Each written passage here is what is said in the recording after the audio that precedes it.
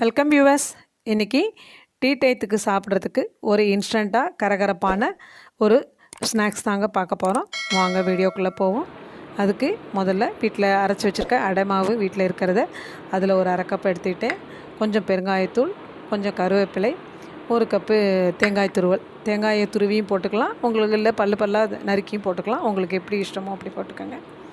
இதை போட்டு நீங்கள் இது எல்லாத்தையும் ஒன்றா கலந்துட்டு நாம் சின்ன சின்னதாக கிள்ளி காய வச்சுருக்க எண்ணெயில் போட்டு பொரிக்க வேண்டியதாங்க. இதுக்கு நிறைய எண்ணெய் தேவைப்படாது. கடாயில் கொஞ்சமாக எண்ணெய் வச்சு அப்படியே பொரித்து எடுத்துடலாம். இது ஒரு இன்ஸ்டண்ட்டான ஸ்நாக்ஸு. இது அடை மாவு, எப்போதுமே அடை மாவு தோசை மாவுலாம் வீட்டில் வச்சுருக்கோம். இதுக்குன்னு மாவு ஸ்பெஷலாக தயார் பண்ணாமல் இன்ஸ்டண்ட்டாக வீட்டில் வச்சுருக்க அடை மாவை வச்சே செய்யலாம். இது கூட வெங்காயம், கொத்தமல்லி இலைகள், கேரட் துருவல் இதெல்லாம் உங்களுக்கு பிடிச்ச மாதிரி சேர்த்து அப்படியும் செய்யலாம். டீ போடுற டயத்துக்குள்ளே நீங்கள் இதை செஞ்சு முடிச்சிடலாம். நல்லா கரகரப்பாக இருக்கும், மொறுமொறுன்னு இருக்கும்.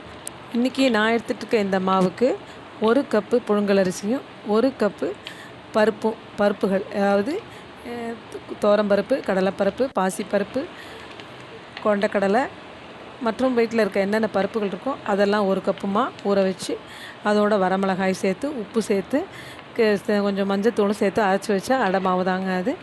இந்த அடை மாவு வச்சு இந்த மாதிரி புணுக்குகள் செய்யலாம். அடையும் நல்லா செய்ய வரும். அதுக்கப்புறம் குழிப்பணியார சட்டியில் அழகாக குழிப்பணியாரமும் நீங்கள் ஊற்றி எடுக்கலாம். பாருங்கள் நல்லா முறுமுறுன்னு எப்படி வந்திருக்குன்னு. இது ரொம்ப நல்லாயிருக்கும். இங்கே பாருங்கள், மிச்சம் உள்ளதையும் இதே மாதிரி நம்ம கொஞ்சம் கொஞ்சமாக கிள்ளி போட்டு, இதுக்கு ஷேப் முக்கியம் கிடையாது, நம்ம கைகள்னால இப்படியே கிள்ளி போட்டே செஞ்சிடலாம். இது ரொம்ப சுவையாக இருக்கும் டீயோடு சாப்பிட்றதுக்கு. ஃப்ரெண்ட்ஸ், மறக்காமல் எங்கள் சேனலை சப்ஸ்கிரைப் பண்ணுங்கள். மறக்காமல் பெல் ஐக்கானையும் கிளிக் பண்ணுங்கள். அப்போ தான் நான் அப்பப்போ போடுற வீடியோ உங்களுக்கு உடனே வந்து சேரும். தேங்க்யூ.